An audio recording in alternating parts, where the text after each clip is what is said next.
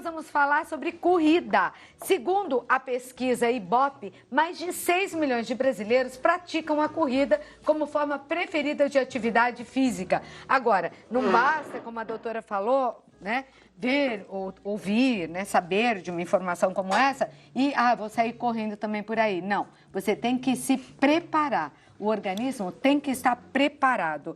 E de que maneira? Então, a corrida ela é bem democrática, né? Pessoas de qualquer idade podem correr e desde que elas façam toda uma adaptação do corpo para conseguir desenvolver todo aquele movimento da corrida, que a princípio parece simples, mas quando a gente começa a colocar uma sobrecarga ali nas articulações do joelho, do tornozelo, a gente precisa fazer com que essa sobrecarga, essas articulações suportem o movimento. Então, assim, precisa fazer todo um tratamento de base, de musculação, educativos, né? E isso uma boa orientação profissional pode dar. Tá. Quem está há muito tempo sem praticar exercício? Estou falando da dona de casa, que é o nosso foco aqui, né? Nosso público maior. Não que os homens não assistam, até os adolescentes, mas é o nosso foco maior. Tá lá sem fazer atividade e resolve começar a correr. Vai, anda um pouquinho, corre um pouquinho. Ela pode lesionar todas essas partes? Ela pode lesionar, principalmente quando você não está preparado para o movimento, porque uma coisa é caminhar e outra coisa é correr. Quando a gente corre, cada pisada que a gente dá, a gente suporta 5 a 8 vezes o peso do corpo em cada passada. Então, assim, isso pode levar a uma sobrecarga da articulação. Então, ela precisa procurar, geralmente, as assessorias de corrida, que hoje tem bastante, para começar a fazer um tratamento, um acompanhamento direcionado para isso. Mesmo o jovem, ele tem que passar por isso também, doutora? Sim, mesmo jovem. A gente precisa criar uma consciência do movimento e uma maturação muscular para suportar os movimentos da corrida.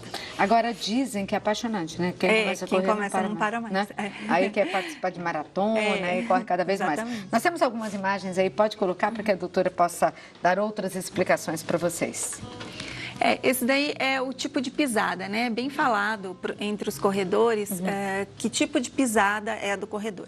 A gente sempre orienta que a pisada do corredor, ela não é aquela avaliação que a gente faz quando vai comprar um tênis, pisa naquele sensor e deu o tipo de pisada. Porque a pisada do corredor, da pessoa, em termos gerais, ela é uma quando ela está andando e ela pode se transformar em outra quando ela está correndo. Então, o ideal é que se avalie esse movimento durante a corrida. Aí, um profissional de educação física, ele tem condições de avaliar essa pisada e orientar o melhor tênis para estar protegendo aquele pé, o joelho, o tornozelo durante a corrida. E hoje em dia há muita tecnologia em relação a isso, né? O tênis certo para o esporte certo, para a sua pisada. Vamos ver a próxima, então. Aí seria um começo gradativo. A gente não sai da caminhada para a corrida e já sai correndo 5 ou 10 quilômetros. A gente tem um começo gradativo. Então, assim, sempre orientar, revezar. Um pouco de caminhada, por exemplo, 5 minutos de caminhada e 1 minuto de corrida. Depois, 4 minutos de caminhada, 2 minutos de corrida. Mas isso daí sempre orientado por um profissional da educação física, que são os profissionais mais adequados para fazerem essa transição. Porque o que ele vai sentir na pessoa? Então, ele vai sentir a condição da pessoa, toda a condição cardiovascular, né, a condição do coração, a condição da própria respiração, para que aquela pessoa ela não fadigue, né, não canse antes de atingir o objetivo. Agora, nesse caso, nós estamos vendo ali umas roupas mais confortáveis. A roupa também tem importância, então? Sim. E o horário da corrida? O horário da corrida, assim, a princípio, o horário mais adequado, que a pessoa tem disponível, né? O horário ele só vai influenciar diretamente de acordo com a prova que a pessoa vai fazer. Por exemplo, se ela já tem uma prova determinada, que vai ser à noite, o ideal é que ela tenha alguns treinos à noite para se ambientar. Não, mas eu não estou dizendo de prova, assim, do atleta profissional, não. Estou falando dos amadores. Então, assim, aí não, é o horário que ela tiver pela manhã disponível. É melhor do que no fim da tarde, por exemplo? Existe isso? Não existe isso. É quando ela se adapta melhor. Ou o horário disponível, não tem... E se for na hora do sol quente, meio-dia? A pessoa só tem o horário de almoço. Não é perigoso? Então, desde que ela tenha uma adaptação ali, ela pode treinar nesse horário. Mas desde que ela tenha uma adaptação. Para começar, é claro que tem que ir devagar, né? Não dá para ir no sol. E aí a roupa?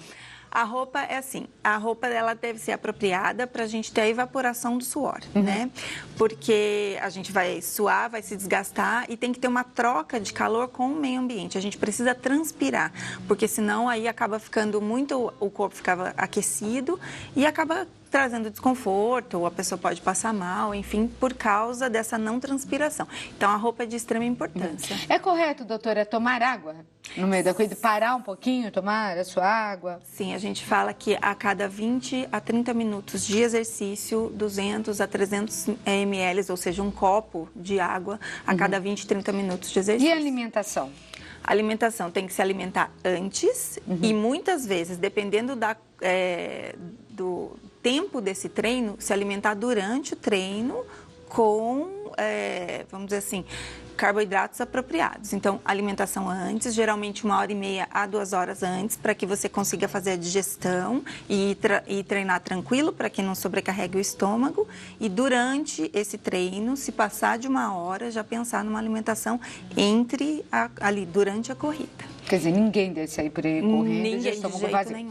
Agora, isso que nós estamos mostrando e falando aqui, a gente está imaginando uma corrida, eu pelo menos, por enquanto, estou imaginando uma corrida na rua, no parque, numa pista, enfim, não na esteira. É possível começar a correr ou praticar a caminhada e a corrida numa esteira? Sim, é possível. Para quem está fora de forma ou não está fazendo exercício? Sim, é possível. Na esteira precisa de um pouquinho mais de coordenação, mas assim, a esteira é uma caminhada e uma corrida mais leve do que na rua. Tá. Porque na rua, o impulso da passada é que vai fazer você progredir. A esteira, o chão, vamos dizer assim, passa embaixo dos seus pés. Então, assim, é um pouco mais leve e até para quem está retornando de uma lesão ou para quem está começando, poderia ser indicado. Para começar um pouco mais devagar, digamos assim. Vamos analisar mais essa daí durante a corrida. Então, aqui está falando sobre os impactos, né? Que seriam, a gente tem que fortalecer justamente essas articulações para evitar lesões. Porque, né? olha lá, nos músculos ocorre a dilatação das artérias para receber mais oxigênio, para que vocês entendam em casa. Por conta do esforço, ocorre o acúmulo... Do lactato. Isso. Do lactato, eu não sei o que é lactato, o que é? O lactato é uma substância que acumula quando a gente excede um pouco o movimento do exercício. É aquilo que, vamos dizer assim, se tiver acumulado demais, vai desencadear cãibra, vai desencadear aquela fadiga muscular que a gente chama. É o lactato. É o lactato. Tá, o responsável por isso. Ou a dor muscular. E cãibra é horrível, né? Agora, temperatura, assim, por exemplo, inverno, verão, estação, interfere? Interfere. No bom desempenho? Assim, a gente geralmente, comparando sempre a mesma pessoa, ela vai ter o melhor desempenho no melhor clima possível. Então, vamos dizer, entre 20, 18, até uns 22 graus. Se colocar esse mesmo corredor no frio extremo ou no calor extremo, ele vai perder desempenho. Então, para todo mundo, calor ou frio demais vai cair. Não vai ser legal, né? Vai ser legal. Correr emagrece? Depende. Correr, assim, pode ser um grande aliado do emagrecimento, mas a gente não pode jogar todas as cartas na corrida. Se a gente não tiver por trás uma boa dieta, uma boa, assim, um equilíbrio de nutrientes, a gente não vai emagrecer com a corrida. Não vai conseguir? Não. Não vai adiantar. Agora, e os benefícios? Deixei para falar no final, para você ficar muito animado, procurar um professor de educação física, ou você que já corre, que recebeu também as orientações aqui, e que saiba, né, que está fazendo um ótimo exercício e que a gente não pode viver sem exercitar o corpo mesmo. Quais são os principais benefícios da corrida? Bom, melhora muito o sistema cardiovascular, ou seja, os seus órgãos vão todos, vai circular mais sangue e isso quer dizer que os seus órgãos vão funcionar melhor. Ele libera endorfinas, que são hormônios que dão prazer, satisfação e também assim, não existe, fortalece os músculos, fortalece as articulações e não existe na medicina nenhum tipo de medicação que substitua a atividade física. Então, a corrida, ela entra aí. Tá. Tem umas perguntas para você. É importante reconhecer o tipo de pisada antes de começar a correr? Como é que eu faço isso? A Carla Freitas, do Rio de Janeiro. É fundamental o tipo de pisada antes de correr, porque sabendo exatamente o tipo de pisada, você vai conseguir escolher o tênis correto e vai conseguir principalmente fortalecer a musculatura que pode ser mais solicitada naquele tipo de pisada. Então, assim, é fundamental para quem está começando a correr. A Letícia Meirelles fez uma pergunta interessante, que ela disse que leu uma certa vez, que não sei se é verdade, que é bom passar vaselina no corpo para aguentar melhor uma corrida. É verdade? Isso é verdade. Ela é de São Paulo. Isso é verdade, assim. Quando as corridas são longas, acima de 10 quilômetros, as partes do corpo que ficam em contato com o elástico das roupas de corrida, elas podem assar, criar bolhas. Então, assim, os corredores E dá um desconforto, né? Sim, os corredores passam vaselina, porque isso protege a pele e faz com que a corrida seja mais confortável. É banhinho de vaselina, porque vaselina é... Na verdade, quase assim, no corpo todo. Ou pelo menos não tem alguma coisa que vai te apertar, nos né? elásticos. Tá. E nos pés também? Nos pés também, nos elásticos das meias, sim. Tá. O que fazer se der cãibra, então, durante uma prova de corrida? A Ana Paula é praticante e é de Curitiba, Paraná. Beijo pra você, Ana.